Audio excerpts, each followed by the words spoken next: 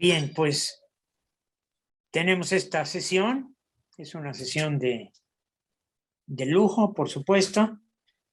Le hemos denominado a este apartado práctica reciente. ¿Cuál fue la idea? Pues valorar lo que tenemos en casa. Figuras muy importantes que tienen mucho con que instruirnos. Y bien, hemos jalado gente del extranjero, figuras nacionales, etcétera. Y paralelamente ahora estamos pues también poniendo en valor a nuestra propia gente. Y estamos intercalando una sesión con ateneístas y una sesión con miembros capitulares. De esta manera hoy nos toca pues escuchar a la muy estimada María Elisa Veraluna, que está pues muy lejos de nosotros, ya nos explicará y nos contará, así como Eduardo Funes Cacho, que será el moderador. Bienvenidos todos los que nos están acompañando en esta reunión y sin más preámbulo, y si gustan, iniciamos. Eduardo. Muchas gracias, Fer. Bueno, bienvenidos sean todos a nuestra sesión académica. El día de hoy tendremos la presentación, como decía Fer, de la práctica reciente de la arquitecta Elisa Veraluna, que nos platicará no solo de su labor actual, sino también de los estudios sumamente interesantes que está desarrollando actualmente en Europa. El formato del día de hoy se establece como un diálogo parcial, en el que haré el papel, también decía nuestro presidente, de moderador, solo acompañando su exposición. Durante la charla se solicita que redacten dudas y preguntas en la sección del chat para ser respondidas por ella al final de la exposición. De haber oportunidad de existir preguntas puntuales y que abonen a la exposición, se abrirán un par de veces el micrófono al final para establecer un diálogo. Es un acto protocolario y rígido el hecho de tener que presentar frente a una audiencia a un determinado ponente. Esto se debe a que constantemente se le abstrae demasiado al nivel de solo dejar de él una serie de datos que hablan de condecoraciones, galones, diplomas o premios, dejando al fondo y escondido al protagonista del evento, como si la persona real se limitara a esa rígida enunciación de hechos, vaciando de manera tosca al ser humano que lo sustenta. Se aplauden sus triunfos y el haber cumplido sus ideales, pero se olvida recordar que en el proceso de alcanzar esas metas hubo, además de sueños, pesadillas, además de encuentros, múltiples extravíos, además de victorias, incertidumbres y muchos miedos. Se podría hablar de Elisa Veraluna, subrayando su excelente desempeño como estudiante de arquitectura en la UPAEP y su maestría de restauración en la UNAM, donde la experiencia de haber sido discípula de Juan Benito Artigas o de Carlos González Lobo son solo dos detalles de las múltiples experiencias que su formación recibió.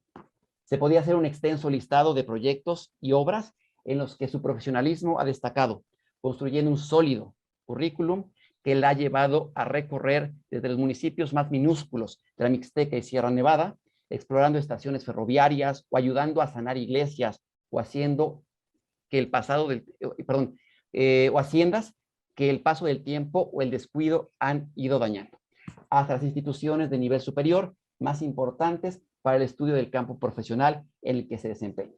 No obstante, esta perspectiva haría demasiado limitado el conocimiento de Elisa, que si de alguna manera podría ser caracterizado, es por su constante inquietud y búsqueda de conocimiento.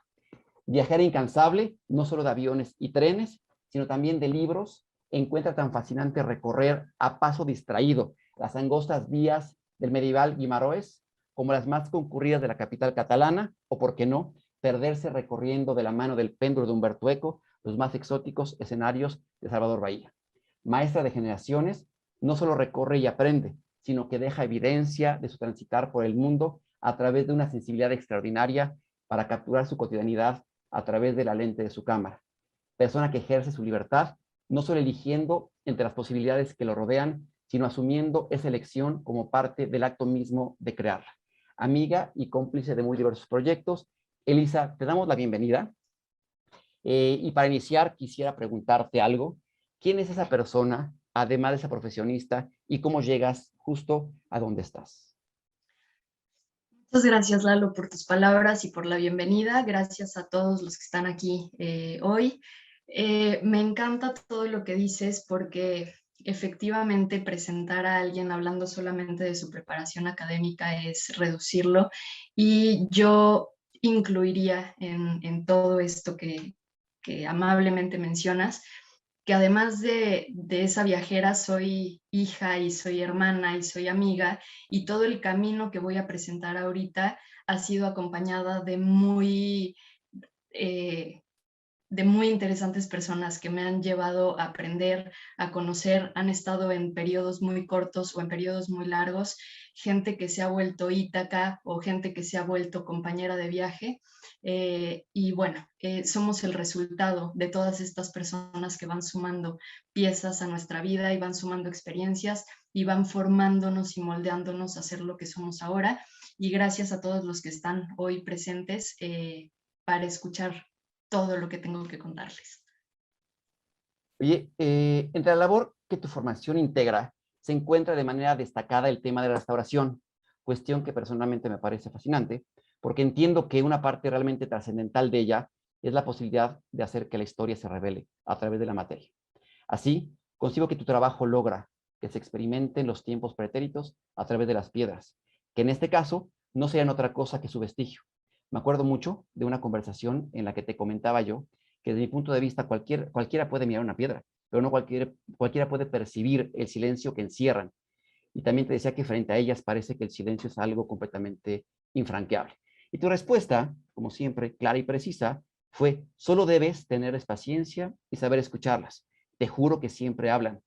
Y continuaba: siempre es bonito hablar con piedras viejas, siempre hay algo que te toca las fibras más profundas, siendo que las que tardan más tiempo en hablar son las que tienen más que decirte.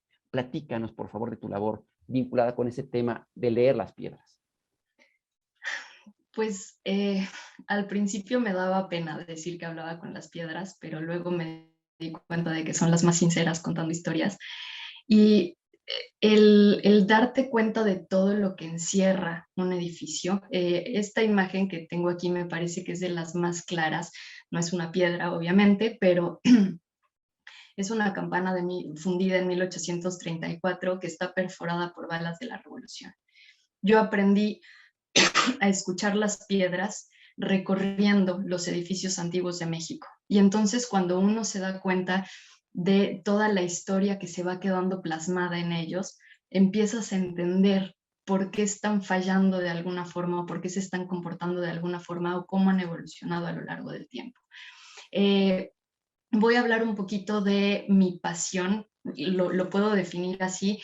Me encanta dedicarme a toda la conservación de todo el patrimonio construido, pero me gusta mucho el tema de las haciendas porque en ellas he aprendido a leer la historia de nuestro país. Desde que se funda un país recién nacido, un país que está apostando por el progreso, por la evolución de una nueva nación, cómo las haciendas van cambiando y se van adaptando a todo este proceso y a todo este crecimiento, ¿no? Entonces, en este tipo de lugares, cuando yo llego y me encuentro con los tinacales de las haciendas del altiplano, es sentir a la gente que después de una jornada de trabajo en el campo iba al tinacal a tomarse un tarro de pulque. Entonces es empezar a escuchar esos ecos que se van quedando guardados entre los muros de los edificios antiguos. Nada más como para entender cómo llego a las haciendas, me gustaría hablar un poquito de la Hacienda Virreyes, que es la que me abre la puerta a todo el mundo de las haciendas y de la historia productiva del país. Esta hacienda se encuentra ubicada en la parte central del estado y con ella, llevo ya algunos años trabajando en ella, y he aprendido a que la historia o la conservación de los edificios no se hace únicamente de la materialidad del edificio, sino que hay que entender que son edificios que siguen siendo productivos, que siguen funcionando y siguen adaptándose a las nuevas tecnologías, son espacios que siguen presentes en la vida productiva del país y que además siguen guardando toda esta historia. Lo que tenemos aquí es la tienda de raya de la Hacienda Tenejac, vienen arrastrando toda esa evolución administrativa del país, ¿no? Entonces, cuando tú empiezas a vivir estos espacios y empiezas a conocerlos y a recorrerlos y todo, te das cuenta de que no solamente hay que conservar los grandes muros y las grandes bóvedas y las capillas domésticas, sino que también estas horquetas con el poste atravesado son importantes porque te cuentan que ahí llegó alguien a amarrar su caballo cuando llegaban a la tienda de raya o cuando llegaban al tinacal. Entonces, el aprender a entender que no es solamente el espacio interior, sino también el espacio que rodea a todos estos edificios, el contexto en el que se desarrollan, el contexto que los ha visto crecer. Esta es una iglesia que está a 14 kilómetros del volcán. Entonces, el volcán también se vuelve parte de ese contexto y también se vuelve parte del patrimonio en el que estás parado, ¿no? Obviamente todo esto habla de piedras, habla de un contexto global, pero pues también nos habla de piedras que siguen dormidas, esperando que alguien las escuche. No te escuchas. Perdón, oye, subrayando lo que dices de las piedras y cómo hablan de la historia, me comentabas apenas que estábamos dialogando sobre la presentación, sobre por qué virreyes, la hacienda. Sí, tiene un nombre muy Rimbombante. real, en el sentido de realeza. Es la hacienda Virreyes porque cuando en época de la Nueva España, la hacienda se funda en la Nueva España, los virreyes cuando llegaban a la Nueva España, llegaban a Veracruz y la primera parada que hacían era en la zona de Libres Oriental. Entonces ellos pernoctaban ahí, mandaban a la avanzada a Puebla y de Puebla se avisaba a la Ciudad de México que ya venían los virreyes. Entonces ahí era como que se gestionaba todo el recibimiento para los virreyes. Entonces de ahí adopta el nombre, empezó siendo un caserío y fue creciendo poco a poco y haciéndose de tierras y ahora, bueno, en algún momento se dio tierras para fundar el municipio de Oriental, entonces prácticamente el municipio de Oriental nace gracias a la hacienda de Virreyes. Entonces tiene toda una historia ahí.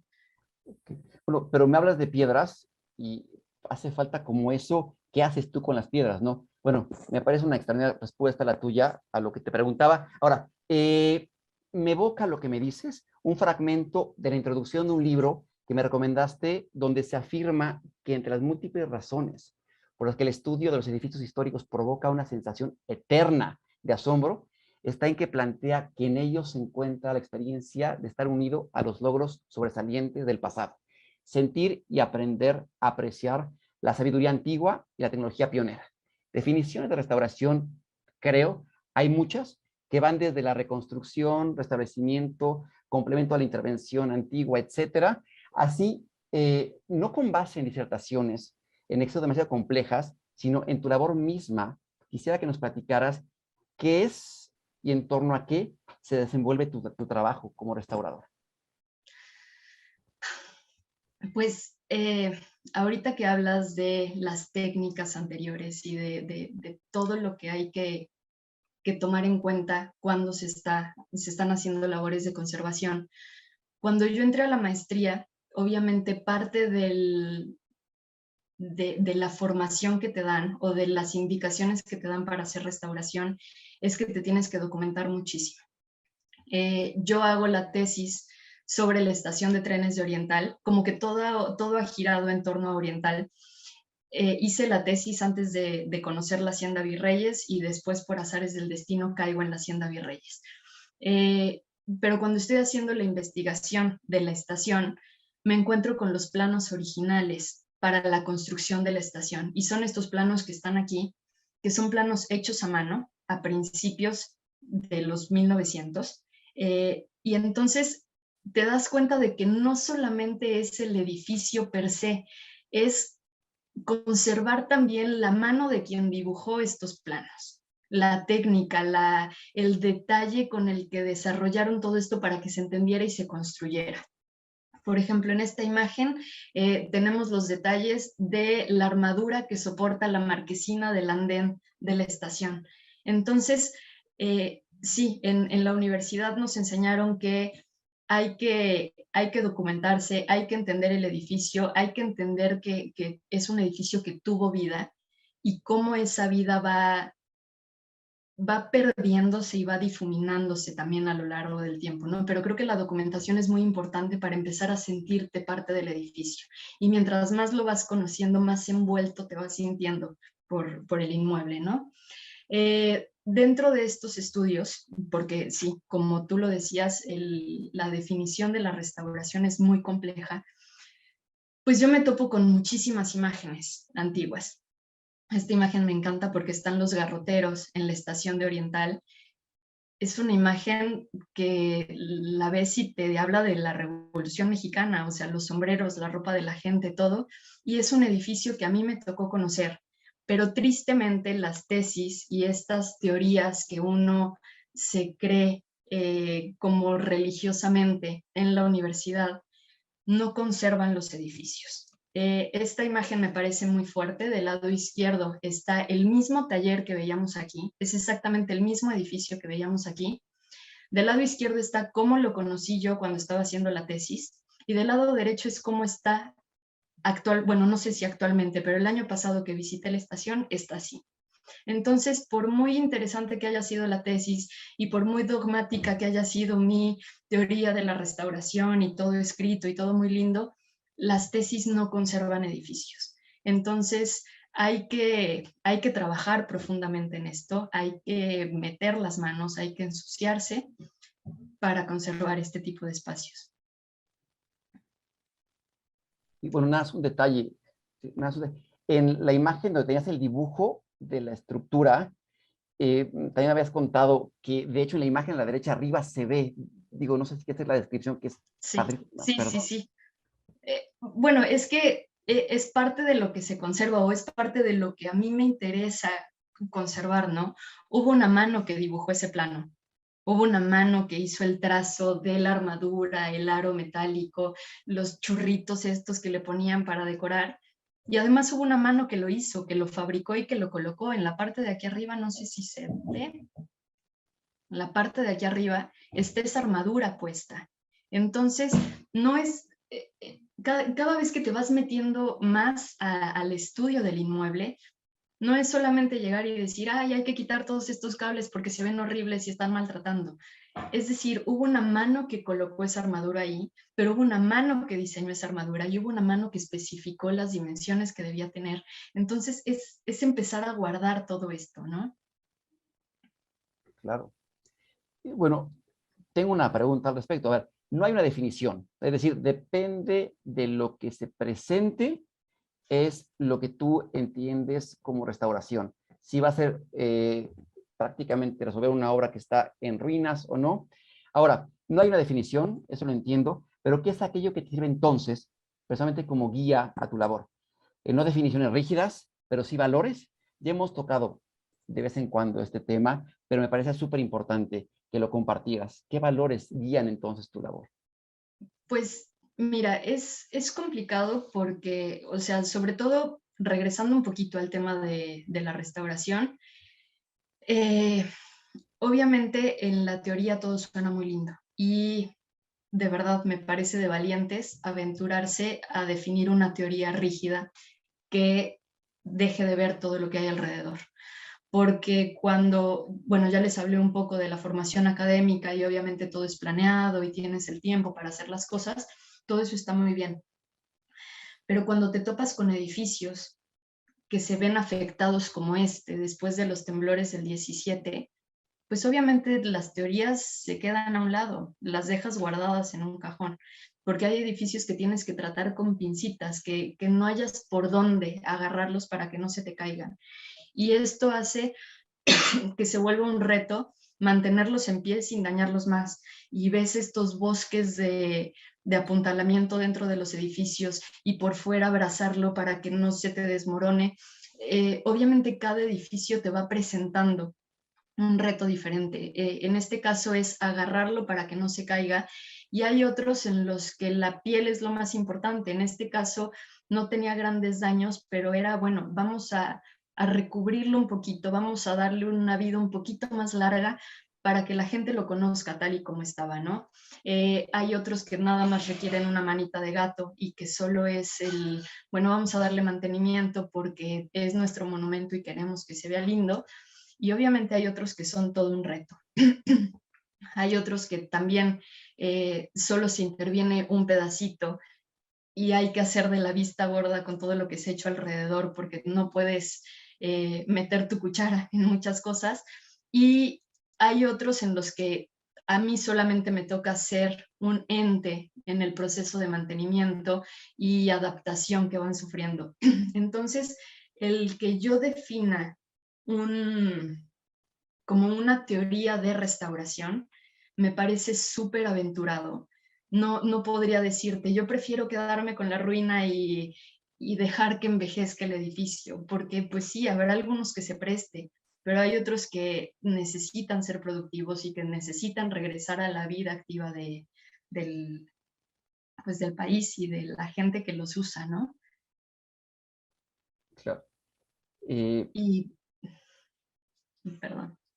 no, el tema, bueno, me queda claro que hay diversidad entonces de propuestas para intervenirlo, pero sé que hay algo que te guía, que más que valores en arquitectura van de la mano de tu forma de entender el mundo y que vas aterrizando en tu cotidianidad y en tu trabajo profesional.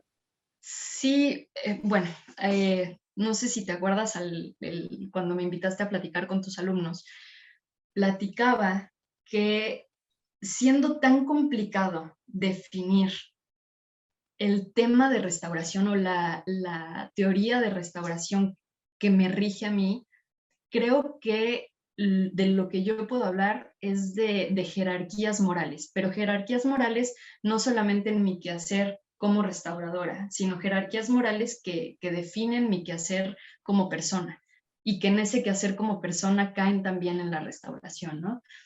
Para mí los valores más importantes o los valores que tienen que marcarse en el quehacer de la restauración, que es el tema que estamos abordando ahorita, son la belleza, la verdad y la justicia. ¿A qué me refiero con estos valores? Para mí definir belleza es como encerrarla en una cajita y no dejarla crecer, ¿no? Pero creo que la belleza es aquello que te hace vibrar los sentidos, que hace que algo dentro de ti se despierte. Y me gusta explicarlo con esta imagen, porque esta imagen corresponde, me voy a regresar tantito, a este arco. Cuando yo estaba restaurando este arco, estoy limpiando con un bisturí todas las capas que tenía encima y me topo con esta inscripción de menos de 6 centímetros, de 1736. Obviamente la piel se te pone chinita porque estás pasando la mano por el mismo lugar que alguien la pasó hace 300 años. Bueno, menos de 300 años. Pero para mí eso es belleza, o sea, el sentir que estás ocupando el mismo espacio porque alguien debió estar parado ahí haciendo este grabado, eso es belleza. Y entonces eso tiene que transmitirse también en la obra de la restauración o en la obra arquitectónica o en la obra humana de quien sea. La segunda es la verdad, y creo que sobre todo en temas de restauración, en temas de conservación, toda obra de conservación tiene que ser verdadera. ¿A qué me refiero con verdad? Los edificios tienen que mostrar la realidad de su historia. Cada una de las capas que lo ha construido, todas las superposiciones de las historias que los han visto crecer a lo largo del tiempo tienen que verse ahí. No vamos a mentirle a nadie, no vamos a destruir una casa en el centro de Puebla y después reconstruirla y decir aquí no pasó nada, perdón, no sabíamos que no se podía tocar. Eso no es ser verdadero. O sea, la verdad es, esto es lo que hay y esto es lo que se muestra. Y si es un edificio que hay que ponerle muletas como el Coliseo Romano, pues le ponemos las muletas lo más bonito y lo mejor posible, pero que se note que había que ayudarlo a mantenerse ahí. Si había un arco, hay que mostrar el arco. y hay que mostrar que se tapió, y hay que mostrar que luego se liberó, y hay que mostrar la historia del edificio. Y por último, el que me parece más importante es la justicia. O sea, creo que nuestros actos tienen que ser justos. Estamos en un mundo que ya tiene demasiadas personas y demasiada injusticia. Me parece que la conservación es justa porque habla del reciclaje de edificios. Tenemos que asumir ya nuestra responsabilidad como constructores, ya no podemos seguir contaminando el mundo, entonces hay que restaurar y conservar los edificios que ya están, pero también es una responsabilidad y una justicia con las generaciones pasadas, como te decía, la gente que estuvo involucrada en la construcción de estos edificios y también con las generaciones futuras, porque ellos tienen todo el derecho de conocer los edificios. No somos nosotros quienes para decidir qué les llega o qué no les llega. Entonces nosotros solamente somos un actor que está ahí ayudando a que los edificios se mantengan para que sean las futuras generaciones quienes decidan qué se hace con ellos. Bueno, lo que pasa es que no hablas solamente de valores vinculados a la arquitectura, sino son valores éticos, morales que van conduciendo tu día a día. Es decir, los aterriza la arquitectura a tu trabajo profesional, pero realmente serían valores que guían la totalidad de tu existencia, que me parecen súper interesantes. Ahora, si esos valores guían esa existencia y las metas a mediano, corto y largo plazo que vas estableciendo, me queda muy claro que también van marcando o han marcado las búsquedas actuales. Es decir, ¿qué hace Marta, Elisa, Vera, Luna actualmente empujada por esos valores y cuáles son tus búsquedas actuales en este proceso?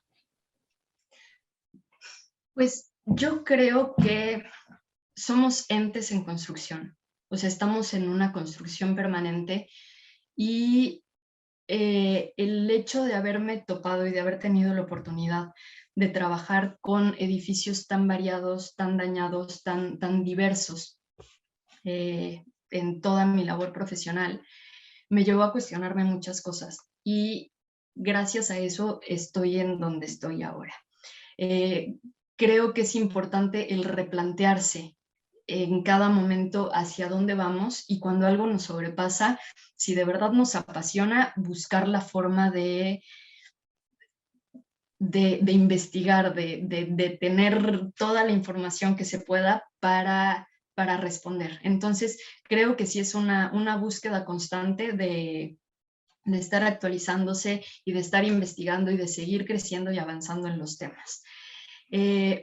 Todos estos edificios que yo enseñé para mí fueron un reto. Hubo algunos que fueron más reto que otros y quise ir un poquito más allá y entender que los edificios no solamente se tienen que conservar toda esta parte romántica que te contaba, sino que también hay que entender cómo se sustentan y entender cómo se agarran y cómo están funcionando.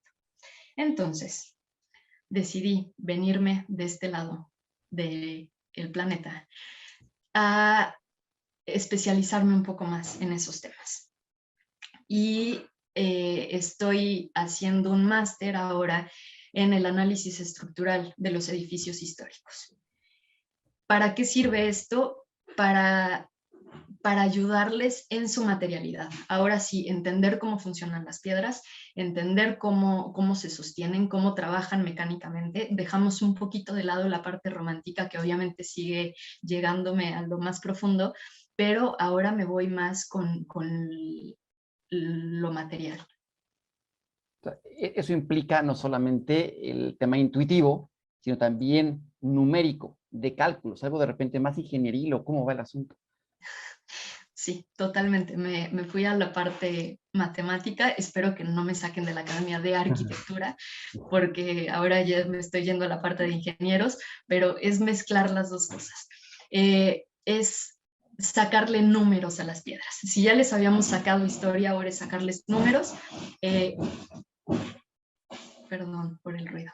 Es sacarle números y sacar cómo se están comportando, ¿no? Estoy analizando los materiales, estoy analizando las estructuras como tal y bueno, es estudiar ahora sí la carnita del edificio. Estas son algunas de las pruebas que estamos haciendo, dime. Es que bueno, está muy interesante, pero vas un poco rápido. Bueno, no sabemos, yo no entiendo qué estás presentando. Bueno, la primera imagen es una imagen de laboratorio. ¿De qué nos estás narrando a través de las imágenes? Sí, perdón. A ver, lo que nosotros estamos haciendo es entender de qué están hechos los edificios y en este de qué están hechos, cómo se comporta estructuralmente. Entonces, en esta imagen se estaba haciendo un análisis de las propiedades de los materiales para construcciones de tierra. Son arcillas porque se analiza arquitectura vernácula, arquitectura de madera, arquitectura de concreto, de mampostería, de diferentes materiales. En este caso estábamos analizando cuáles son las arcillas que funcionan para ciertas construcciones, ya sea adobe, tierra compactada, bajareque, diferentes tipos de sistemas constructivos. También estuvimos estudiando la resistencia de los morteros que se utilizan para junteos, que se utilizan sobre todo para la mampostería y para acabados finales. Y algunas pruebas de compresión en mampostería. ¿Ibas a decir algo? No, lo que pasa es que tengo entendido que la estructura anterior, digo, en tu proceso fue no solamente el hacer las pruebas, sino que ustedes sintieron el material y ustedes hicieron esa estructura, ¿no? Está padrísimo como explicación. Sí, la verdad es que esa es de las partes más interesantes. Nosotros estuvimos metidos en el laboratorio haciendo todas estas pruebas. Perdón, ¿me dan 2 segundos? Sí, adelante. No sé qué está pasando.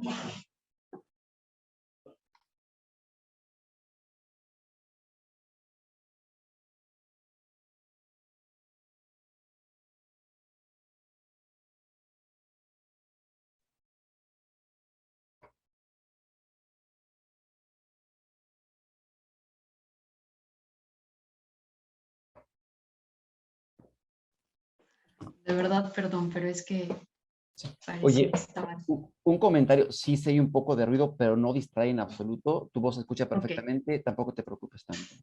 Perfecto, gracias. Sí, les decía, estuvimos en el laboratorio haciendo todas estas pruebas. Todas las pruebas que hicimos y todo lo que estoy aprendiendo no es el decir, pues vamos a ver cómo funciona el muro de mampostería o vamos a ver cómo funcionan los cubos de concreto. Todo está regulado de acuerdo a una normativa. Entonces, eso también da las herramientas de todos los estudios que se le pueden realizar a los materiales. La verdad es que para mí fue abrir un mundo totalmente nuevo.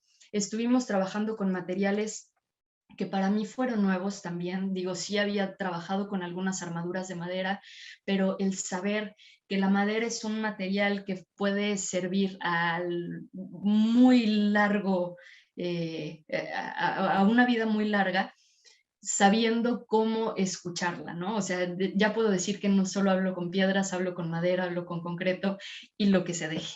En este caso estábamos haciéndole unas pruebas de ultrasonido a una armadura de madera para ver la continuidad de las fibras, la cantidad de humedad que tiene. Bueno, no, la humedad no se mide con el ultrasonido, pero para ver si tenía algunos elementos metálicos insertos, entender cómo está compuesta la madera.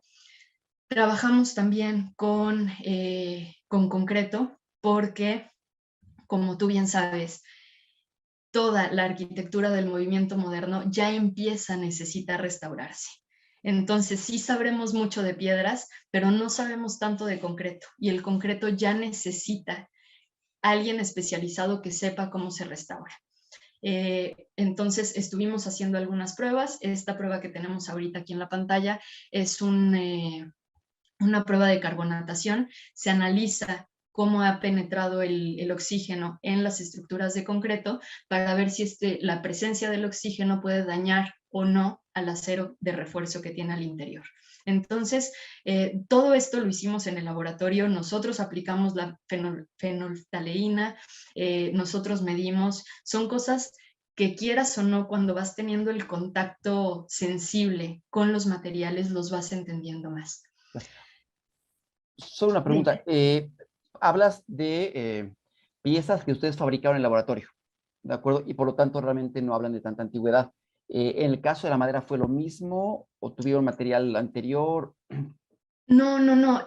Algunas pruebas, por ejemplo, estas que se iban a destruir, son pruebas que nosotros realizamos, pero la madera, y qué bueno que preguntas, la madera es un material que depende mucho de la temporalidad en que fue cortada y de la antigüedad que tiene como estructura. Entonces, esta armadura que vemos aquí es una armadura que se desmontó de una fábrica textil en Portugal y se donó a la universidad como cadáver para que le hiciéramos estudios y aprendiéramos sobre ella. Entonces, son armaduras, tenemos 3 armaduras en la universidad y hemos trabajado sobre estas 3 armaduras para hacer diferentes pruebas. Ahora, tenemos pruebas que son pruebas destructivas, como esta, que vemos que despedazamos el murete, y pruebas que no son destructivas, como el ultrasonido. Entonces, podemos hacer la prueba nosotros y la pueden hacer las siguientes generaciones. Entonces, en este caso que estamos hablando de una armadura que sí es una armadura antigua, esta debe tener como 200 años, entonces no le vamos a hacer pruebas que la destruyan totalmente, ¿no? Para dejársela a los que vienen más adelante. Los cubos de concreto, estos sí son totalmente nuevos, pero pues es para entender cómo se comporta el concreto. Trabajamos con algunos cubos más antiguos y obviamente la penetración del oxígeno es mucho más grande. Entonces sí se observa la diferencia y se observa el daño que van sintiendo ya los edificios, ¿no?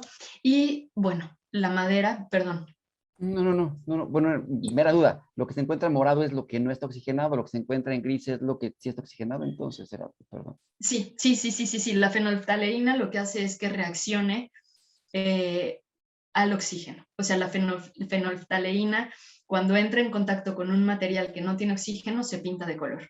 Y cuando entra en contacto con un material que sí tiene oxígeno, es como del color del agua, obviamente sin color, se queda tal y como vemos el material. Entonces, esto quiere decir, se mide con este vernier el espesor de la capa que está siendo afectada por el oxígeno y si la capa todavía corresponde a la capa de recubrimiento que tiene el elemento de concreto, estamos hablando de que todavía no está dañado y todavía el acero de refuerzo no presenta ninguna oxidación que pueda dañar a la estructura del edificio. Entonces todavía se puede hacer algo con él.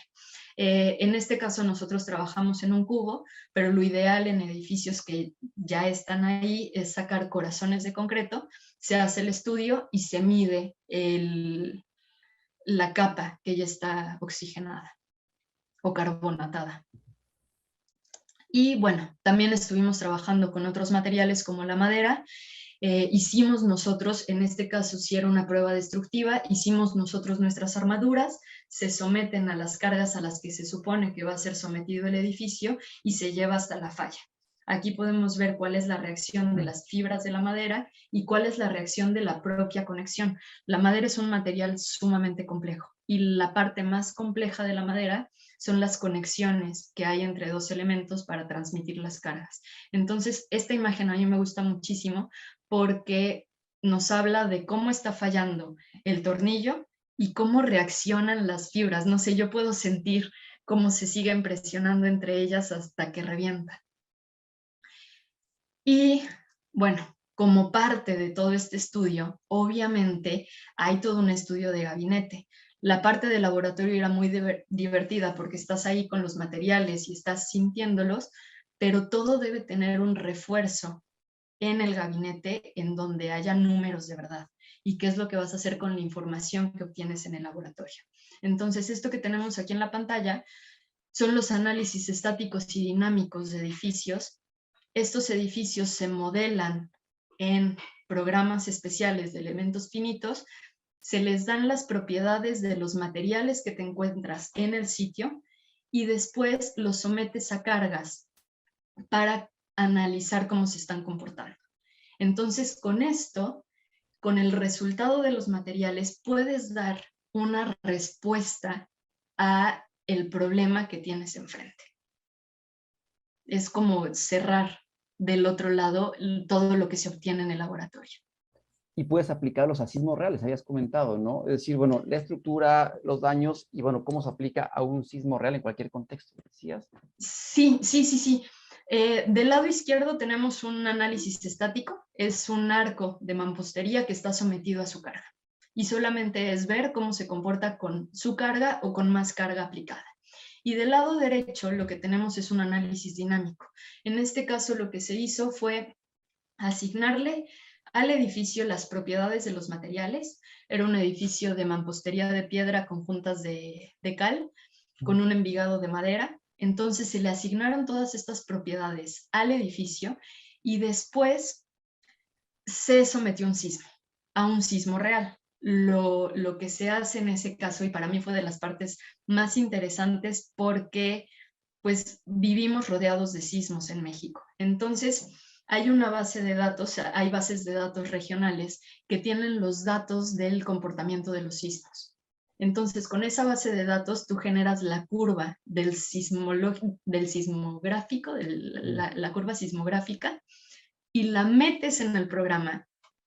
Entonces, si tú tienes esta casita que está construida en Oaxaca y sacaste el corazón de la mampostería y sabes cuáles son las propiedades de la mampostería, las propiedades de la piedra, las propiedades de la madera, y conoces el sismo que pegó en septiembre del 17 y lo metes al programa, esta casita tendría que comportarse exactamente igual a la casita que estás estudiando. Entonces, es tener un dato numérico del comportamiento de las estructuras bajo condiciones reales. Y claro, porque además es 100% real porque lo que metes no es el material teórico, sino cómo se encuentra afectado en el momento, por ejemplo. Exactamente, o sea, un ejemplo muy bobo, pero se meten las condiciones actuales. Te comentaba hace unos días. Si nosotros le hiciéramos pruebas al Panteón Romano, tendríamos que hacer las pruebas de la condición del concreto actual. O sea, nosotros sacamos el corazón, lo metemos a pruebas de compresión, sacamos números y con el estado actual del panteón vamos a proponer la restauración. Si tuviéramos la ficha técnica de Adriano cuando lo estaba construyendo, pues obviamente tendríamos una discrepancia en la información, porque una cosa es lo que su ficha técnica decía y otra cómo ha evolucionado el material a lo largo del tiempo. Entonces, es trabajar con la información que te da hoy el edificio. No es lo mismo hacerle, si trabajáramos, por ejemplo, en la Torre Latinoamericana, que de ahí sí tenemos datos del acero, del concreto, de la construcción, tenemos que analizar cuáles son sus condiciones ahora, después de todos los sismos que ha sufrido, las intervenciones que ha tenido y cómo ha ido envejeciendo el propio material. Entonces, he aprendido mucho. Sí, sí. Impresionante. Pero a ver, nos narras pruebas y estudios, pero realmente es hacer un máster que está vinculado entre lo teórico y lo práctico, no solamente se quedó en elementos abstractos independientes, sino hay un proceso, tengo entendido que hay un proceso de aglutinamiento de todos ellos para un proyecto extenso, ¿no? Sí. Perfecto. Y bueno, La mira esta cereza en el joya, pastel. claro, es una joya increíble, ¿no? Ahora, bueno, como gran compendio decía de todo esto, de que nos hablas, desarrollaste un proyecto extraordinario, creo, si no me equivoco, un invernadero de 1875, que va de la mano en propuesta, en técnica del trabajo de un Joseph Paxton, por ejemplo, en el Palacio de Cristal, y bueno, una arquitectura que en su momento no se consideró arquitectura, y bueno, porque la que estaba peleándose entre los elementos Beaux-Arts y clasicismos y neoclasicismos, una arquitectura que en su momento no se considera arquitectura y actualmente se etiqueta con toda su dignidad como arquitectura de la ingeniería o arquitectura del positivismo. ¿Qué nos puedes platicar de esto, de esta joya que tienes ahí? Pues sí, todo lo que les conté antes, al final terminamos conjuntándolo en un edificio real. Tuvimos oportunidad de elegir entre varios proyectos. Yo decidí elegir este porque, como ya presenté al principio, he trabajado mucho con piedras. Entonces, para mí trabajar con el metal en este grado de deterioro era todo un reto. Entonces, fue elegir este proyecto como un reto, y además con esto que dices de una arquitectura que no era considerada arquitectura, además de sumarle todo el tema de concepto que nos acabas de decir, cuando tú llegas a ver este edificio que está hecho con barras, o sea, con hilitos, con elementos bidimensionales, es como si no fuera arquitectura de verdad. O sea, intentas agarrarlo y las manos se te van en la armadura. Entonces, es una arquitectura muy volátil, muy como que está, pero no está. Fue un proyecto muy complejo, un proyecto multidisciplinario. Tuvimos un equipo de 5 personas, entre arquitectos e ingenieros, que fue muy rico trabajar porque había puntos de vista muy distintos. Se hizo un levantamiento geométrico, se hizo un análisis de los materiales. Los arquitectos que estábamos ahí dentro, obviamente abogábamos por la estética del edificio y el mantener todos estos elementos ornamentales que le dan el sabor a la armadura del edificio. Y los ingenieros estaban fascinados de cómo se sostiene esto, aun cuando le faltan tantos pedazos, ¿no? Entonces, trabajamos otra vez recopilando toda la información que ya nos habían enseñado a todo lo largo del máster. Se hizo levantamiento geométrico y la caracterización de materiales. Al ver el grado de deterioro que tenía el inmueble, lo que apostamos fue hacer un catálogo de toda la ornamentación que tenía y viendo cómo se estaba perdiendo, hacer el catálogo de la ornamentación y tener el documento de todo lo que hubo ahí. Ya no depende de nosotros si se va a restaurar o no, pero que se tenga como un documento histórico la ornamentación del edificio. Y además se hizo la caracterización de los materiales. Se hizo pruebas al metal, pruebas de dureza, pruebas de ultrasonido para determinar los espesores de los perfiles, para determinar el grado de corrosión. Queríamos hacerles algunas pruebas de laboratorio, pero la desventaja de trabajar con elementos metálicos es que no puedes sacarle un corazón como se lo puede sacar a una mampostería, que quitarle un corazón es quitarle nada, porque tienes una mole. En este caso, cada elemento es un elemento estructural, entonces no podíamos desarticularlo y pues solamente trabajamos con lo que teníamos a la mano, ¿no? Entonces nos limitamos solamente a los medios que teníamos en ese momento. Sí. Perdón, una pregunta nada más. Tengo entendido que el programa del máster es prácticamente o uno de los más importantes de este tema a nivel mundial. Sí, no es por presumir, pero sí. Ahora, perdón, sí, completa tu respuesta, perdón, que tengo una duda más. Es que, a ver, dicen que los restauradores nos creemos mucho, pero pues tenemos de dónde.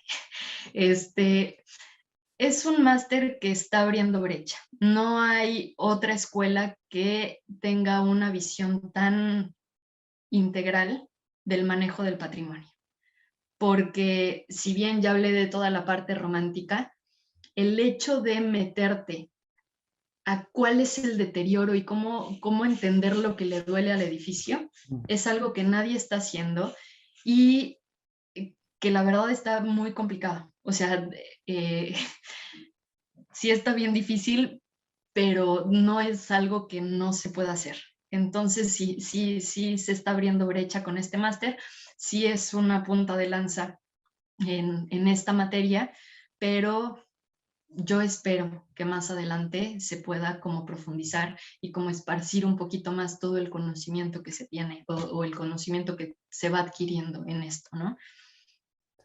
Lo que pasa es que la pregunta iba en torno a que, bueno, es un edificio del 1875, pero no es cualquier edificio. Es decir, bueno, hablas que se interviene y, bueno, no sé, me gustaría también que nos dieras como referencia a la escala, porque, bueno, fueron a tomar medidas, hicieron carboncillos, pero de repente veo que tienen una estructura así, a través de la cual pudieron estar arriba. Bueno, ¿qué tiene ese edificio que fue tan importante, que llevó a ese proceso, perdón, en un máster tan importante? Eso es lo que quería llegar. Sí, bueno, la verdad es un máster que ya tiene 12 años de creado. Entonces, los directores tienen muy buenos contactos y conocen gente que conoce gente. Entonces, y el director del máster tiene relaciones con la municipalidad, voy otra vez, de Vilanova da Gaia, y a través de él se solicitó que nos prestaran un elevador, porque bueno, si ves aquí, toda la ornamentación del edificio está en la parte más alta.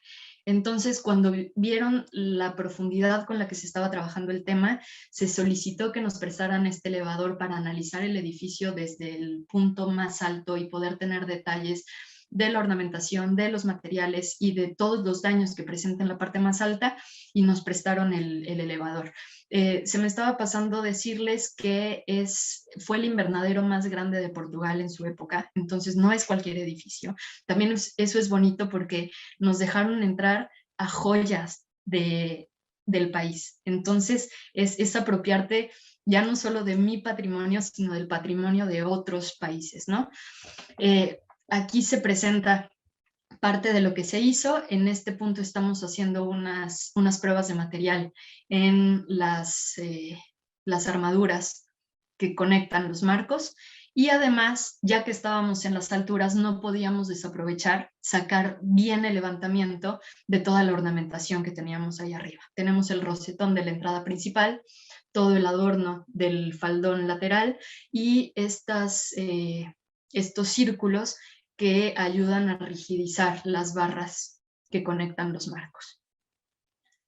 Todo este levantamiento arquitectónico nos sirvió primero como documento, porque al ser un trabajo académico no sabemos qué es lo que va a pasar con el edificio más adelante. Entonces vimos una responsabilidad de documentar el estado actual del edificio y dejar planos detallados de cómo se encuentra actualmente el invernadero, para que si más adelante se pierde, cuando menos quede algo dicho sobre este edificio.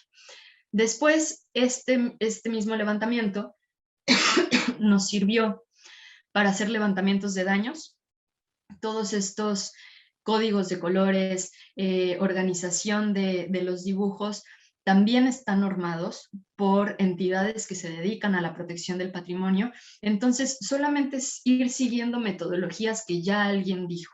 O sea, no es inventar el hilo negro, a lo mejor es meterle más cositas y enriquecerlo un poco, porque esa normativa o esa metodología está hecha por gente que se especializa en piedras, y aquí hubo que adaptarlo un poco a los fierros viejos.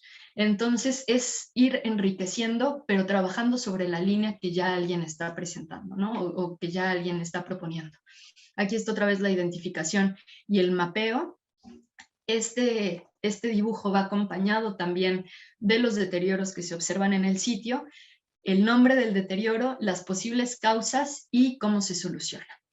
Hasta aquí todo muy bien y nada que no hubiera hecho yo antes en otros proyectos, pero otra cosa que hicimos nosotros dentro del invernadero fue generar un modelo que sirviera para su análisis estructural.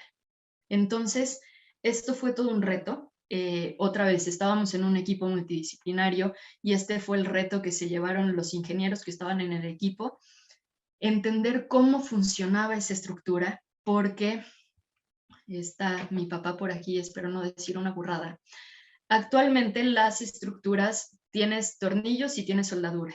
En este caso eran remaches y eran tornillos.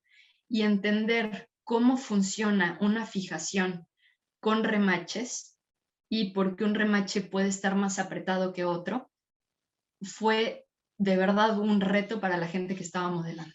Porque un remache te genera una articulación y una soldadura te une dos elementos. Entonces, la parte del modelo estructural nos sirvió mucho para entender cómo funciona. Al final nos dimos cuenta cómo estaban bajando las cargas de todo el edificio, pero también fue un dolor de cabeza, y en el momento que tuvimos resuelto el que el edificio se estuviera comportando, el edificio modelado se estuviera comportando igual que la realidad, nosotros celebramos a gritos. Una vez que se tiene el modelo estructural, entonces sí se somete a cargas. Y aquí podemos ver las diferentes cargas a las que se va a someter el edificio. Otra vez estamos hablando de normativa. La normativa sugiere algunas mezclas de cargas. ¿A qué me refiero con cargas? Si hay viento, si hay nieve, si hay lluvia, si hay temblores, si hay todo este tipo de externalidades que puedan afectar al edificio, se van metiendo en la computadora y la propia normativa te dice cuáles son las combinaciones de carga que te sugiere para el tipo de edificio, para el tipo de uso que se le va a dar, y estos son algunos de los resultados que nosotros sacamos del invernadero para poder dar una propuesta sobre su restauración y sobre el estado actual sobre todo. O sea, se hicieron 2 modelos, uno de los modelos estaba dañado tal y como está el edificio actualmente, y otro de los modelos es un modelo que está funcionando si el edificio estuviera completo y al 100% de su capacidad. Entonces, es como trabajar de atrás para adelante. En las escuelas de ingeniería ahorita se enseña a calcular para construir, y nosotros calculamos a partir de lo que ya está construido. Lo que ya está construido, cómo se está comportando y cómo lo podemos arreglar para que vuelva a ser lo que era.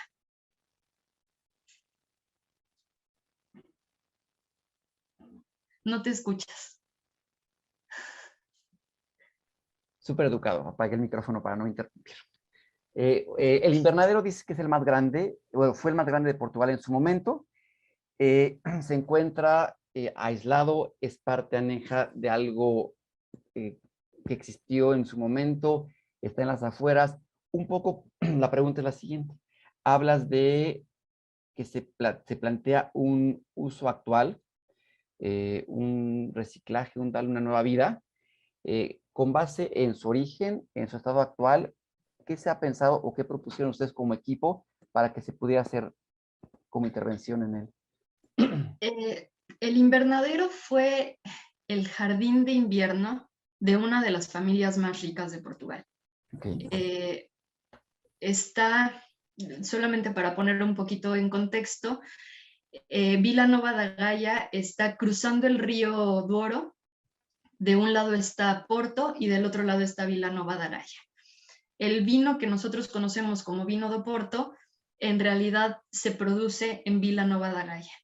Entonces, el que tiene el dinero es Vila Nova da Gaia, y de ahí se entiende por qué este tipo de construcciones de ese lado del río, ¿no? Actualmente, la casa, el invernadero y todo el territorio que comprendía la finca de esta familia es un parque, el parque municipal, y es la municipalidad la que está a cargo de todo el parque y del invernadero como tal. Nosotros hicimos algunas propuestas, otra vez, como el tema de los ferrocarriles hace 10 años, se hacen algunas propuestas esperando que se tomen en cuenta. Se hacen propuestas por orden de prioridad. La primera es, obviamente, el apuntalar, porque una de las esquinas del edificio ya no existe. De hecho, si me regreso aquí, toda la parte que está en anaranjado en esta zona no existe. Entonces, la cubierta del edificio se está yendo de lado y ya tiene unas deflexiones muy grandes. Entonces, el acto prioritario tendría que ser apuntalar. Si nos vamos un poquito más adelante, ya hablamos de cambiar algunos elementos, reponer otros elementos, pintar, arreglar todo lo necesario, y al final nosotros proponíamos que el espacio podría servir como una cafetería, como un centro de información.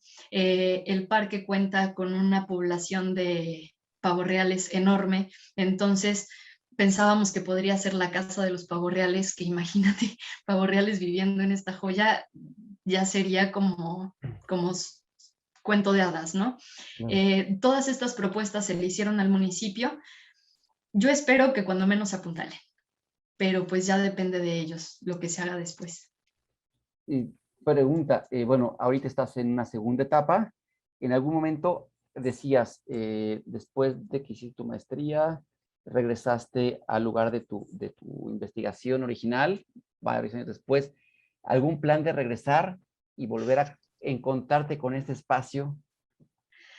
Pues obviamente te encariñas con los espacios. Llevamos 7 meses trabajando con él dentro del equipo se planteó la posibilidad de reencontrarnos ahí en 10 años como cápsula del tiempo a ver qué ha pasado. Yo espero que nos encontremos con una buena sorpresa y lo ideal sería, la municipalidad ya tiene todo el documento. Se generó un documento de casi 200 páginas con historia, con planos, con dibujos, con catálogos, con análisis del estado actual, con propuestas. Entonces yo espero que eso sirva cuando menos como incentivo a decir, tenemos una joya, a lo mejor nosotros ya la vemos todos los días, ellos como municipalidad, y da cierta ceguera de taller cuando tienes enfrente de ti todo el tiempo algo, es el seguir sorprendiéndote de lo que te topas y el seguir maravillándote con lo que tienes enfrente, y a lo mejor el tener un documento como este para ellos sea como decir,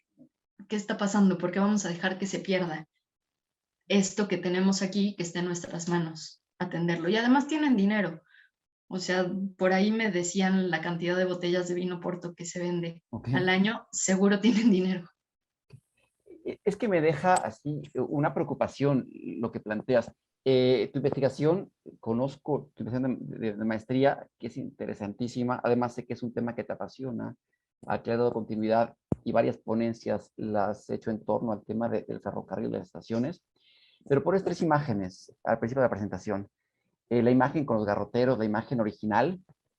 Después, la imagen cuando estabas haciendo la maestría y una visita más o menos reciente en alguna de las idas a la Hacienda Virreyes.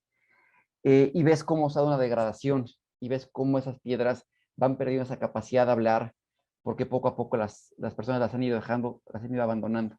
Qué padre que tengas como esa idea de esa cápsula del tiempo, que en 10 años regreses con tu grupo a visitar el invernadero. Decía hace rato, el máster es importante, tú dices, va abriendo brecha, hay recurso.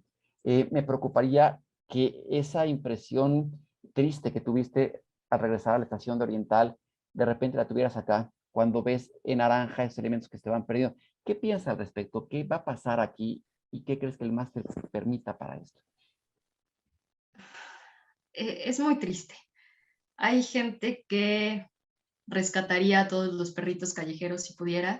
Yo restauraría todos los edificios viejos con los que me encuentro si pudiera.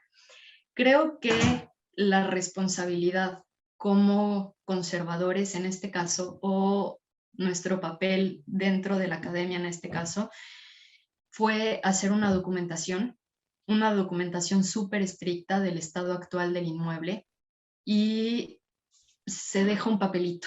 O sea, yo no puedo hacer más, a mí me encantaría, no sé, hacer algo.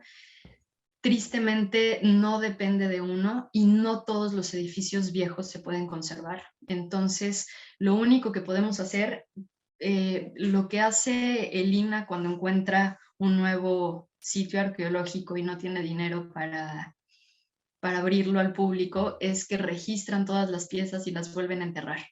Creo que es lo más que se puede hacer cuando uno se topa con estas joyas, hacer una documentación súper detallada y súper responsable de lo que tienes enfrente, y pues dejar que los responsables actúen, Claro. para bien o para mal, o que dejen de actuar.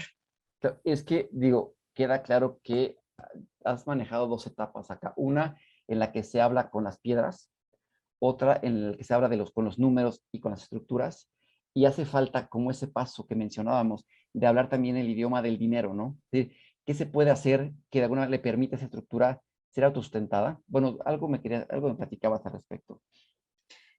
Sí. Lo ideal en temas de restauración, aquí nosotros quisimos hacer una propuesta económica también de decir cuánto iba a costar la restauración, pero era un poco complicado porque dentro del equipo nadie era de la Unión Europea, entonces no sabíamos en euros cuánto costaría, pero nos hubiera gustado. El punto de la restauración, otra vez hablando del reciclaje de edificios, es ahorrarte un espacio que ya está construido y que además está construido con esta calidad estética y que además tiene todo el valor histórico y todo el valor artístico y todos los valores que quieras ya los tiene el edificio, no tienes que hacerlos tú. Y a lo mejor la primera inversión es muy fuerte, porque sí te puede salir más caro el detalle y encontrar la mano de obra que se dedique a tratar con todo el cuidado que se necesita cada una de estas piezas que se están perdiendo, pero el edificio al final va a tener una vida nueva. Y sale mucho más caro mantener ruinas que edificios que se van ganando un poquito la vida.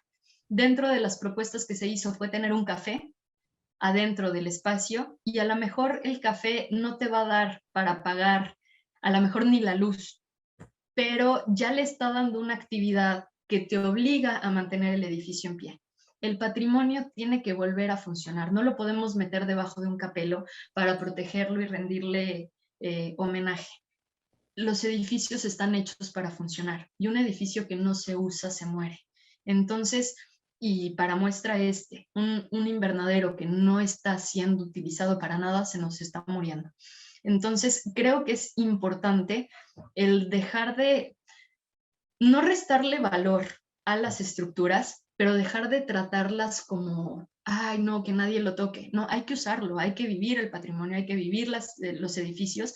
Y también el hecho de que se viva, la gente va teniendo interacción con ellos y se va apropiando de ellos. Y un edificio que pertenece a la identidad de una comunidad es un edificio que puede rescatarse, porque hay gente que se siente identificada con él. Y es parte otra vez de la justicia. La gente tiene derecho a conocer estos edificios, a encariñarse con ellos y a protegerlos más adelante. O sea, imagínate que no hace nada y en 50 años llega alguien y dice, oye, ¿y por qué no rescataron esto si a mí me hubiera encantado conocerlo? Entonces, creo que tenemos que tratar que nuestros edificios sigan vivos. Bueno, es que regresa nuevamente al tema de los valores, que me parece súper importante.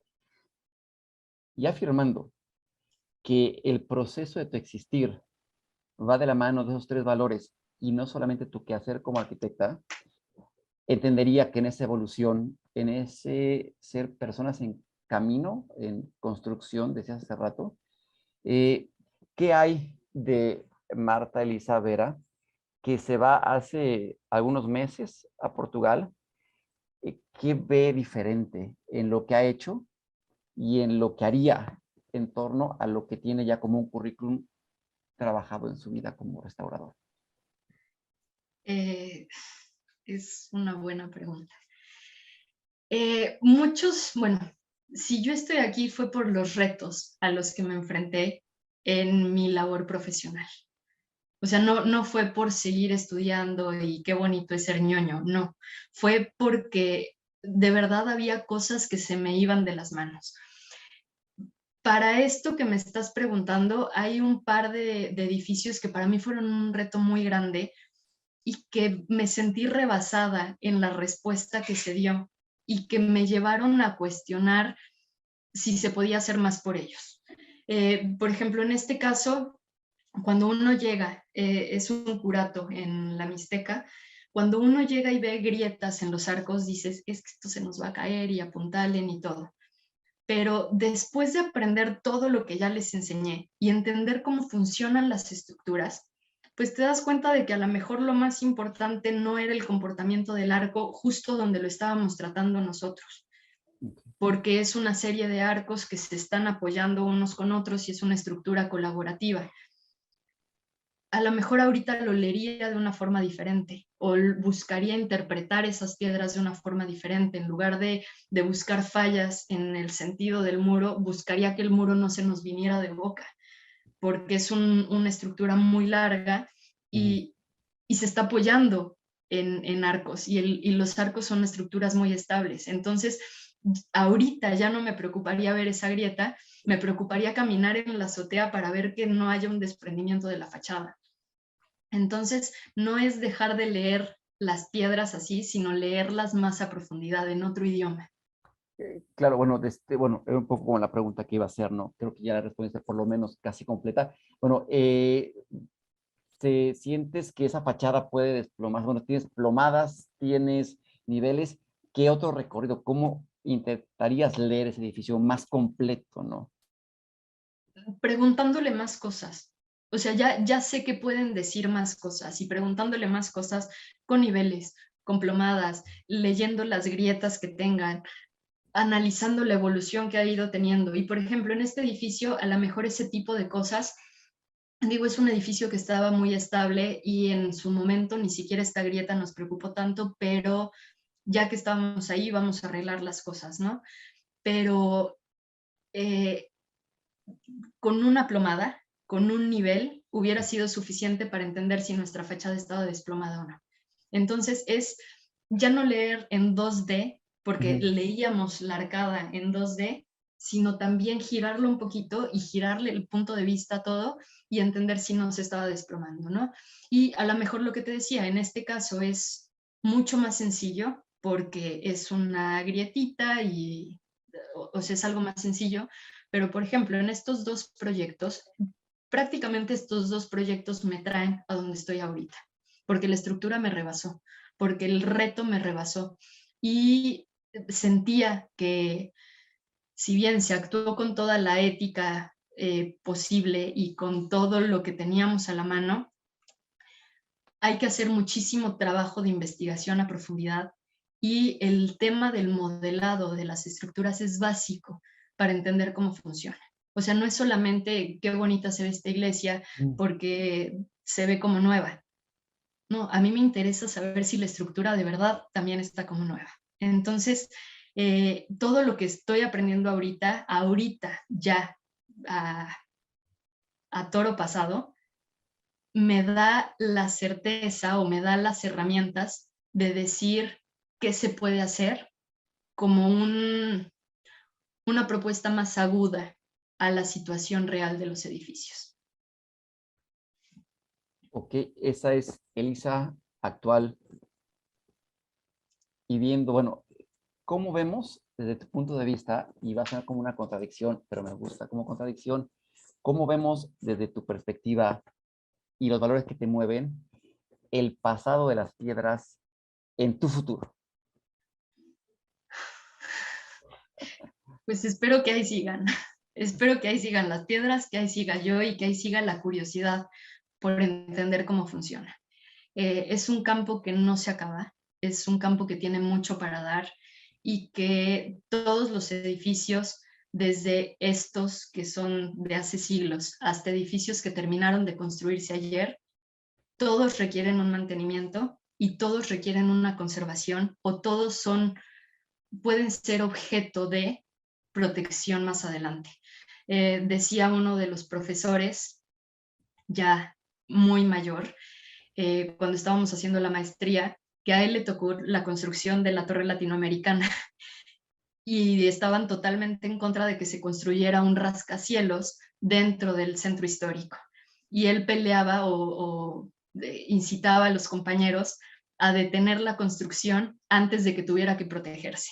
Entonces ya llegamos al punto en que la Torre Latinoamericana es un monumento para nosotros y ya nadie pelearía porque la Torre Latinoamericana se destruya. Entonces es entender que todos los edificios pueden ser objeto de protección más adelante y esto no se acaba. O sea, la investigación no se acaba, el tema de los materiales no se acaba y creo que con lo único que yo me quedo como conservadora, como restauradora, es que a nosotros nos toca ser el actor silencioso que protege lo que hicieron unas manos del pasado para que lo puedan ver unos ojos del futuro. Ese es nuestro trabajo como conservadores. Y es lo que me queda de aquí a que me dejen. En adelante. Oye, pues excelente. Tengo todavía una pregunta más, pero digo, me parece interesantísimo. De hecho, me encanta esta imagen porque creo que resume mucho de lo que habías dicho, ¿no? Es decir, bueno, esa estructura donde están sentadas las niñas nos habla de un pasado, pero también de ellas mismas en construcción, como lo has mencionado. Tenemos un compromiso con el pasado, con lo que se hizo, con esa lámpara de la memoria, pero también tenemos un compromiso con dejar evidencia de lo que somos y en el momento de lo que fuimos hacia aquellas generaciones que vayan más adelante. Veo que lo que estás planteando con tu máster es algo completamente novedoso. Tú, con tu expertise, ves o viste cómo fue el proceso de intervención en los templos después del 17 y te das cuenta que con lo que has aprendido hay muchísimo que hacer. Creo que lo que estás desarrollando, además de estudiarlo y de irlo aprendiendo para saberlo, creo que tendrías muchísimo que aportar para la forma en que se ven y se leen los edificios actualmente. Y bueno, de ahí ya mi pregunta, ¿qué tendrías para aportar en este proceso a los sismos que vendrán, a los daños que vendrán en los templos históricos, esos nuevos monumentos que se van construyendo, que seguirán dañando? ¿Qué aportas o qué puedes aportar a partir de lo que estás haciendo de ti misma? Pues mira, para empezar, la restauración se tiene que tocar como un tema serio. No cualquiera puede hacer restauración. Y eso es algo súper importante y de repente hay muchos colegas que dicen, yo puedo. Es algo que tiene que tocarse con mucho cuidado, porque está en nuestras manos, otra vez, algo que viene de generaciones atrás y que estamos tratando de mantener para generaciones futuras. Entonces no puede tomarse a la ligera, es un trabajo que no debería ser cualquiera. Hay ahorita un tema importante en Arroyo Zarco, en el Camino Real de Tierra Adentro, en Morelos, me parece, de una tatuadora que restauró una pintura mural. No, la restauración es para los restauradores y se estudian muchos años y te quemas las pestañas aprendiendo todas estas cosas. No cualquiera puede hacer restauración porque estamos hablando de temas muy sensibles, no solo en tema de la historia. Son edificios que están ocupados por personas, son vidas que están allá adentro, que si llega un sismo y la intervención fue mala, es tu responsabilidad que los edificios resistan otros sismos. Creo que hay mucho por hacer. Tenemos una institución que no se da abasto con el manejo del patrimonio y que todavía tiene muchos métodos muy arraigados que no necesariamente están bien y que habría que voltear a ver otras cosas más a profundidad. El tema del análisis estructural y de todo el modelado de las estructuras que presenté y el entender cómo se comportan los edificios con sismos, con cargas, es algo que no se toma en cuenta dentro de los estudios que se tienen que hacer a los edificios históricos y que es básico para entender y para hacer una propuesta real a las condiciones reales de un edificio. Entonces, hay mucho por hacer. Creo que por algo hay que empezar y no estoy diciendo que yo voy a cambiar reglamentos y voy a cambiar la forma de ver las cosas, pero volvemos otra vez al tema de los valores. Yo voy a seguir moviéndome con esta línea y con este pensamiento y con esta filosofía y voy a tratar de llegar lo más lejos posible para que se tomen en cuenta todas estas cosas. No digo que no se hagan porque no se quieren hacer. Muchas veces no se tiene conocimiento de todas estas herramientas que están a nuestro alcance para implementarlas en nuestro campo. Entonces, es solamente abrir un poquito el camino, presentar propuestas y ver qué se puede lograr con eso. Bien respondido. De hecho, era un poco esa preocupación, ¿no? ¿Qué estás rescatando de allá y qué puedes a partir de eso aportar, ¿no? Y ver con el absoluto profesionalismo cómo se debe intervenir ese patrimonio, que al fin de cuentas es parte ineludible de nuestra herencia. No sé si haya alguna pregunta de la audiencia que quiera plantearle a Elisa.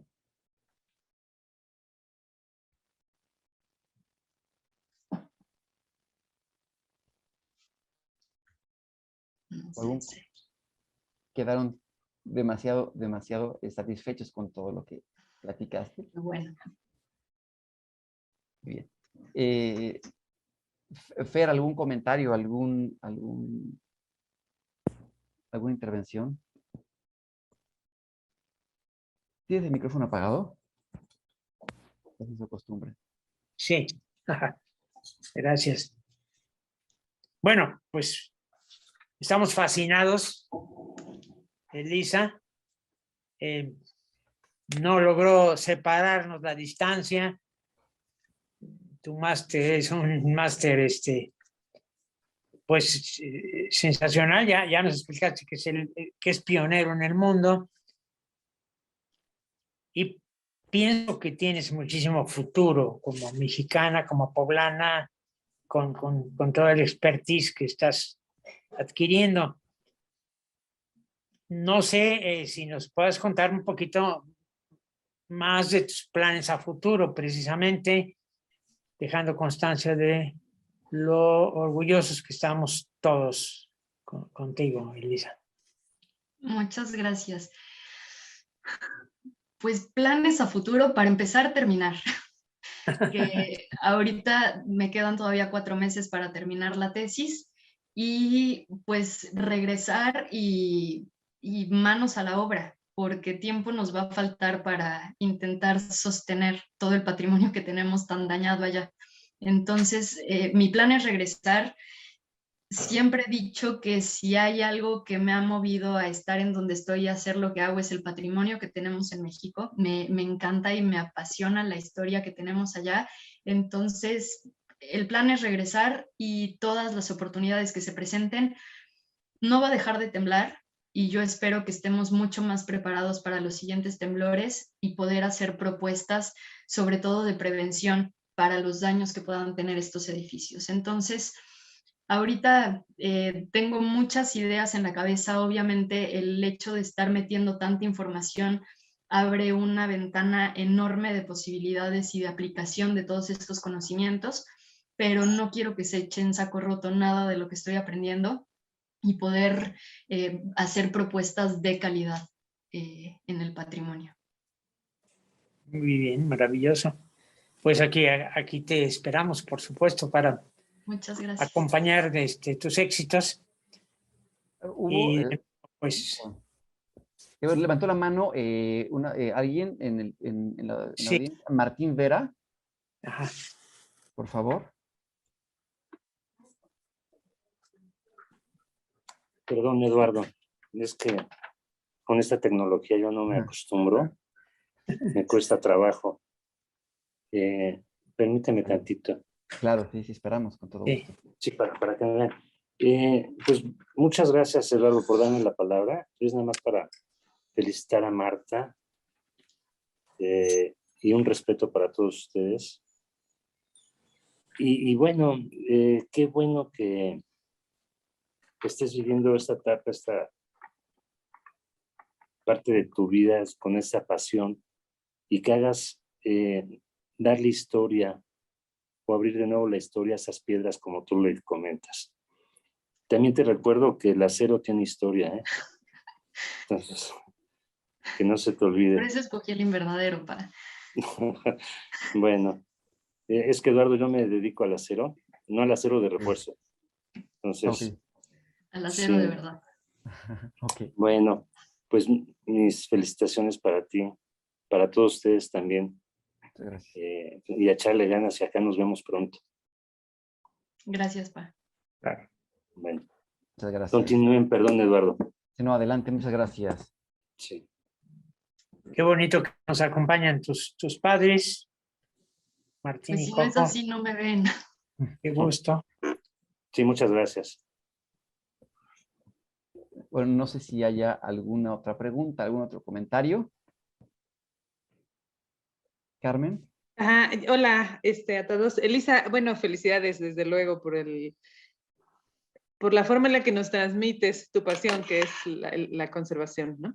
Quería preguntarte en qué va a ser tu tesis del máster. Pues son temas que ya nos dan a nosotros como prefabricados, nos dan una lista de temas en los que podemos trabajar y nosotros elegimos.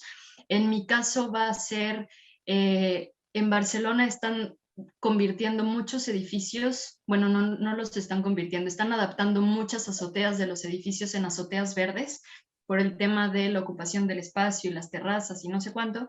Entonces, ¿cómo estas azoteas verdes afectan el comportamiento estructural de los edificios? Es un edificio que está en la Barceloneta, es un edificio ya identificado, un edificio ya asignado. Se va a hacer un análisis estructural, un análisis de cargas y entender cómo toda esta modificación, esta adaptación a los nuevos usos va a afectar el comportamiento estructural del edificio. Ok, gracias. Pensé que te daban opción a escoger, pero bueno, así está, como quiera está muy interesante también, ¿no? Es muy interesante, creo que se puede, a ver, todo lo que estoy aprendiendo, a todo le veo un uso en el patrimonio en México, pero también entiendo que tenemos 3 meses para desarrollarla, entonces si yo me hubiera animado a hacer algún tema queriendo hacer la innovación y todo, me hubiera costado un poco más de trabajo. Tenemos asignados ya supervisores que están trabajando sobre el proyecto y es como integrarse a una línea de investigación que ya está marcada, solamente aportando como un granito a investigaciones de otras personas. Gracias. Y también quería preguntarte, ya que sabemos pues la historia familiar, como, ¿qué tanto influye en tu vocación, pues lo que viviste de niña, el ambiente, digamos, de casa, ¿no? Pues mira, el tema de los valores creo que es básico. El tema de los fierros ya se vio que no tanto. Bueno, ahora sí. No, claro que sí, ¿no? Y a ver, el tema, creo que ahora me estoy dando cuenta de, y lo hablé muy claro en la presentación, sobre la parte romántica del patrimonio y las raíces y todo esto, y ahí es totalmente influencia de mi madre. Y el tema de, ajá, pero ¿cómo? O sea, sí está padrísimo lo que estás diciendo, pero ¿cómo? Es mi padre. Entonces, soy una buena mezcla, espero.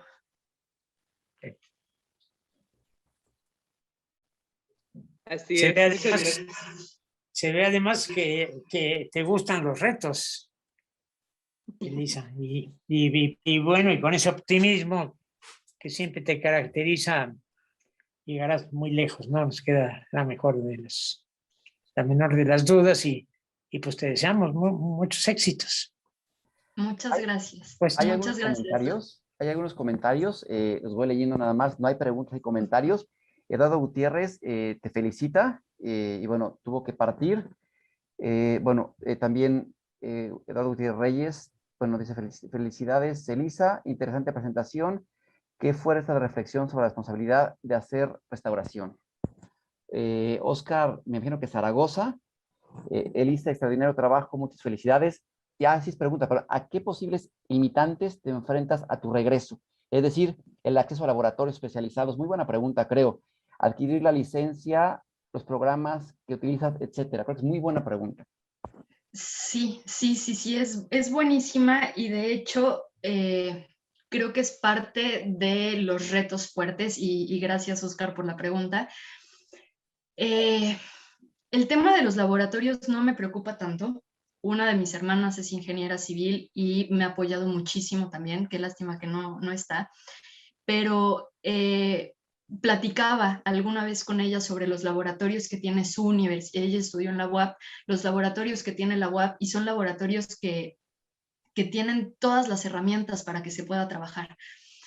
Tuve la oportunidad de dar clases en el TEC de Monterrey el semestre pasado y el laboratorio del TEC de Monterrey también es muy bueno. Entonces creo que solamente es articular a todos los posibles actores, porque a lo mejor las escuelas tienen muy buenos equipos que podrían ponerse al servicio de, pues del público en general, ¿no? Porque pues todos estamos trabajando por el bien común. Eso en el tema de laboratorios. En el tema de licencias, no me preocupan tanto los programas como tal, porque todos los análisis que se presentaron son análisis que se pueden hacer en programas comunes y corrientes, pero hay que saber hacer los análisis. Entonces, ya sabiendo qué información sacarle al programa, con cualquier programa tipo SAP o tipo cualquier programa que te permita modelar con elementos finitos, te puede dar la información. El problema es saber cómo buscar esa información, saber cómo modelar, saber cómo meter los datos que te dan los materiales, pero teniendo ese conocimiento que no te lo dé el programa, puedes sacarle más provecho a los programas. Creo que de los retos más grandes no es tanto el cómo, sino los actores involucrados, que todos los eslabones de la cadena que protege el patrimonio de verdad se articulen. las universidades con el papel académico que les corresponde, los institutos con el papel protector que les toca y pues la comunidad en general para entender que el tema de la protección del patrimonio no es una construcción de obra normal que la resuelves en 2 años y terminaste un edificio. O sea, es un proceso mucho más alargado, un proceso mucho más detallado. Entonces, creo que, como siempre, el factor humano es el reto más grande en el tema de la protección en Puebla y en México en general. Perfecto, muchísimas gracias. Gracias, Oscar.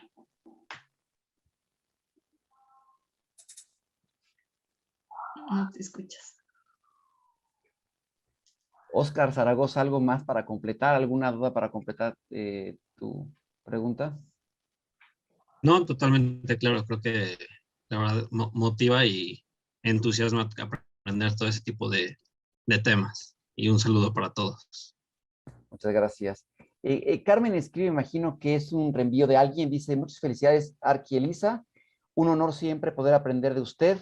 Por favor, no pierda tan bella su visión y amor al rescate de nuestro patrimonio histórico. No es Carmen Rodríguez, es la licenciada Carmen. Es una de las proveedoras que tenemos de materiales en todas las obras en las que he estado y muchas gracias por su apoyo siempre, incondicional. Perfecto. Pues ahí está su mensaje. No sé si hay algún comentario más de alguien más de la audiencia. Fer, bueno, primero, Elisa, pues acompañándote en este proceso, quiero felicitarte. Fue muy dialogado la presentación para ir puliendo, para que realmente nos fuera explicando con pleno detalle cada cosa siempre muy interesante que nos has ido compartiendo. Gracias por invitarme a participar y acompañarte en la moderación. Y bueno, ya le dejaría entonces la palabra a Fernando, nuestro presidente. Muchas gracias a ti también. Gracias, pues muchas gracias. Muchas gracias a todos los que nos hicieron favor de acompañarnos. Es sabadito, es día de descanso. Y pues, de nuevo, muchísimas felicidades, Elisa. Estamos muy orgullosos de lo que estás logrando, todos los que hemos tenido alguna participación en tu historia personal, pues nos sentimos muy contentos, muy orgullosos. Lalo, excelentes aportaciones. Muchas gracias. Tus señores padres y todo el público en general y colegas, muchas gracias. Un gran abrazo a todos.